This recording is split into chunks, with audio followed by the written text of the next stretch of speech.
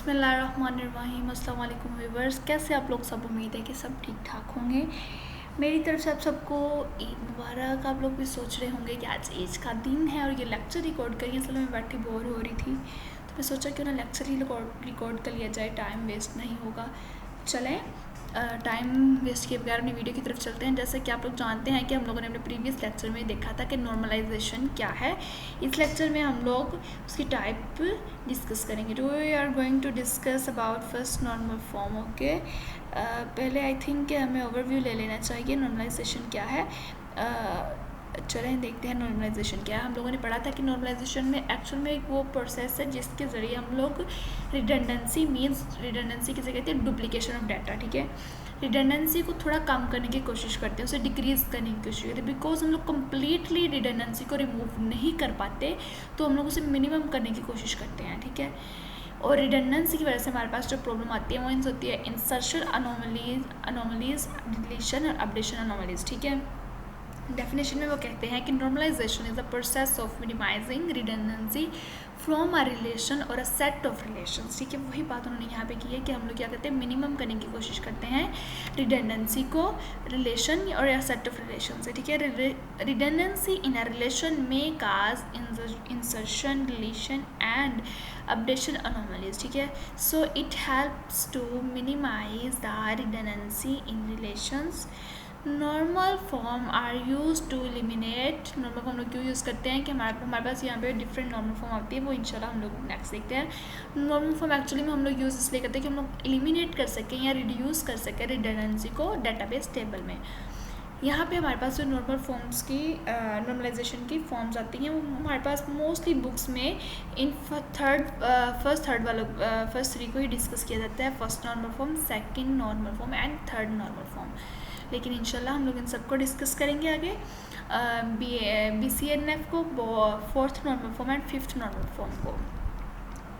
चलें, first normal form क्या देखते हैं। आई थिंक हमें डेफिनेशन की तरफ जाने से पहले हमें चाहिए कि एक एग्जांपल से देख लें, फिर डेफिनेशन को समझना थोड़ा आसान हो जाएगा।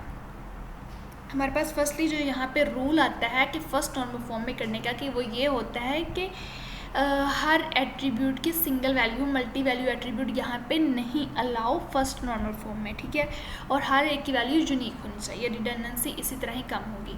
आप लोग जैसा कि यहाँ देख सकते हैं कि स्टूडेंट नंबर लिखा हुआ है, नेम लिखा हुआ है और स्टूडेंट का फ़ोन नंबर लिखा है। अब जो स्टूडेंट है इसके यहाँ पे 2 फ़ोन नंबर लिखे हुए हैं। एक्चुअली में यहाँ पे जो है 2 फ़ोन नंबर्स, ये क्या है, ये मल्टी वैल्यू एट्रीब्यूट हो चुकी है और यही हम लोगों ने बताया है कि ये फर्स्ट नॉर्मल फॉर्म में बिल्कुल भी अलाउ नहीं है।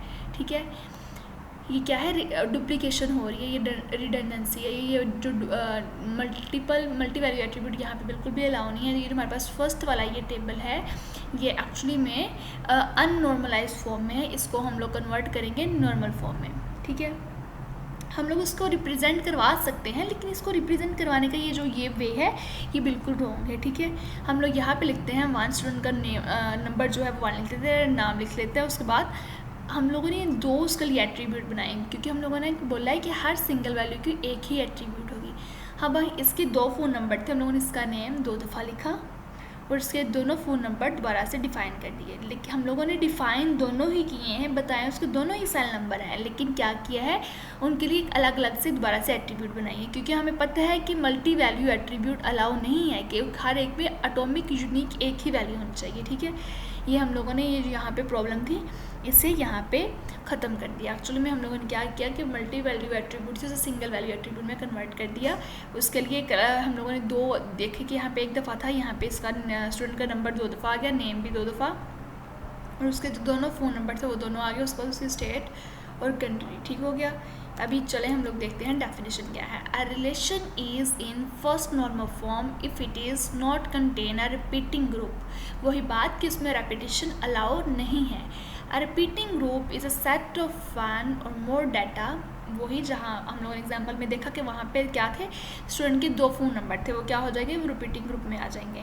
डैट में occur a variable number of item in a tuple. ठीक है, उसमें वेरिएबल नंबर ऑफ आइटम्स होते हैं एक टपल में। ठीक है, the value in each tuple should B atomic value जो होनी चाहिए टपल में वो एटॉमिक मीन्स यूनिक होनी चाहिए। And every tuple should be unique. Each cell in our relation should contain only one value. हर सेल में सिर्फ सिंगल वैल्यू होनी चाहिए। एक से हम लोगों ने देखा था कि हमारे पास ये जो यहाँ पे टेबल था इसमें यहाँ पे ये मल्टी वैल्यू थी। उन्होंने कहा है कि हर सेल की क्या है, सिंगल वैल्यू होनी चाहिए, जो कि आप लोग देखेंगे इन सब टपल्स में इन सब में सिंगल वैल्यू है, तो इसलिए ये फर्स्ट नॉर्मल फॉर्म में है। ठीक है, ये एन एग्जाम्पल ऑफ अननॉर्मलाइजेशन, वो हम लोग देख चुके हैं एग्जाम्पल। और इसकी हमारे पास जो रूल्स आते हैं फिर किसी भी अननॉर्मलाइज टेबल को फर्स्ट नॉर्मल फॉर्म में कन्वर्ट करने के लिए, वो ये हैं there are only single value attribute. वही टेबल फर्स्ट नॉर्मल फॉर्म में होगा जिसमें सिंगल वैल्यू एट्रीब्यूट होगी। Okay, attribute domain does not change. हमें ऐसा नहीं है कि हम लोग उसकी डोमेन मुसलसल चेंज करते रहें, एट्रीब्यूट डोमेन जो है वो चेंज नहीं हम लोग कर सकते। ठीक है, there is a unique name for every attribute और कॉलम। हर एट्रीब्यूट और कॉलम का यूनिक नेम होना चाहिए। The order in which data is store does not matter. ये हम लोग पहले ही पढ़ चुके हैं कि डाटाबेस में हम लोग डाटा किसी भी ऑर्डर में स्टोर करें वो मैटर नहीं करता। ठीक है, ऑर्डर मैटर नहीं करता। उसके बाद यहाँ पे जो हमारे पास प्रॉब्लम्स आती हैं वो आती है सबसे पहले अपडेशन प्रॉब्लम। अब लेट्स सी अपडेशन प्रॉब्लम क्या है कि स्टूडेंट का यहाँ पे फ़ोन नंबर ये है कि हम लोग इसका फ़ोन नंबर यहाँ से चेंज करना चाहते हैं। हम लोग इस टेबल से इस रिलेशन से चेंज कर लेंगे। अगर यही स्टूडेंट का टेबल अभी स्टूडेंट का कहीं और भी टेबल से रिलेशंस हैं, ठीक है, तो हम अगर वहाँ से हमें वहाँ से भी चेंज करना पड़ेगा, तो means the process of updating can be very lengthy. ठीक है, हम लोग चेंज कर सकते हैं लेकिन ये थोड़ा प्रोसेस लेंथी हो जाएगा। उसके बाद जो हमारे पास आती है इनकंसिस्टेंट डाटा। मीन्स कि अगर हम लोग सपोज कर लेते हैं कि हमारे पास ये जो टेबल है कि हम लोग ने इसमें डाटा इनकंसिस्टेंसी क्या कहते हैं कि डाटा की मल्टी वैल्यू हो जाना, किसी टेबल में इसकी वैल्यू और होना, किसी टेबल में और हो जाना। मीन्स कि डाटा में अगर हम लोग अपडेशन करते हैं, किसी एक टेबल में कर लेते हैं दूसरे में अपडेशन नहीं करते, तो क्या हो जाएगा, डाटा इनकंसिस्टेंट हो जाएगा, वो कंसिस्टेंट डाटा नहीं रहेगा। तो ये प्रॉब्लम यहाँ पे आती है। उसके बाद एडिशन प्रॉब्लम। एडिशन प्रॉब्लम ये है कि हम लोग कोई भी यहाँ पे एट्रीब्यूट ऐड करना चाह रहे हैं टेबल में, तो हम लोग वो क्या उसका नाम, उसकी वजह से हमारे पास पूरा डाटा डिस्टर्ब होएगा। ठीक है, अगर हम लोग यहाँ पे एडिशन करना चाह रहे हैं, हम लोग चाह रहे हैं कि इसके साथ इसका यहाँ पे कौन नंबर ऐड कर दें, हम लोग यहाँ पे ऐड कर देंगे, लेकिन इसकी वजह से क्या होगा, हमें थोड़ी प्रॉब्लम आएगी, क्योंकि इस वजह से हमें इसके लिए दोबारा से टेबल थोड़ा डिफाइन करना पड़ेगा और इसको दूसरे टेबल्स के साथ जहाँ पे इसका लिंक है, रिलेशन है, उनमें भी अपडेट करना पड़ेगा। Deletion problem.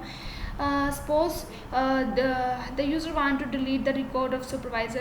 हम लोग किसी भी चीज़ का रिकॉर्ड डिलीट करना चाह रहे हैं, तो क्या होगा, if the deletion has whole record in which appear. So हमें क्या करेंगे, सारा का सारा उस एक पर्सन से रिलेटेड सारा रिकॉर्ड डिलीट करना पड़ेगा।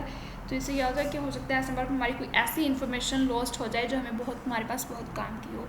हम लोगों ने इस वीडियो में एक्चुअली में देखा है कि नॉर्मलाइजेशन क्या होती है। फर्स्ट नॉर्मल फॉर्म में ये होता है कि यहाँ पे हमारे पास डुप्लीकेशन अलाउ नहीं होती है। ठीक है, हम लोग उसको कम करने की कोशिश करते हैं कि मतलब हर ग्रुप में, हर एट्रीब्यूट में सिंगल वैल्यू एट्रीब्यूट होने चाहिए हर सेल में, किसी सेल में मल्टी वैल्यू एट्रीब्यूट नहीं होगी।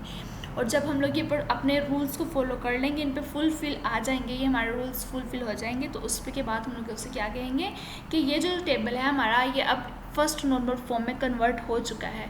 आई थिंक कि आप लोगों को समझ आ चुकी होगी कि फ़र्स्ट नॉर्मल फॉर्म क्या है। इंशाल्लाह हम लोग अपने अगले लेक्चर में देखेंगे कि सेकंड नॉर्मल फॉर्म क्या है।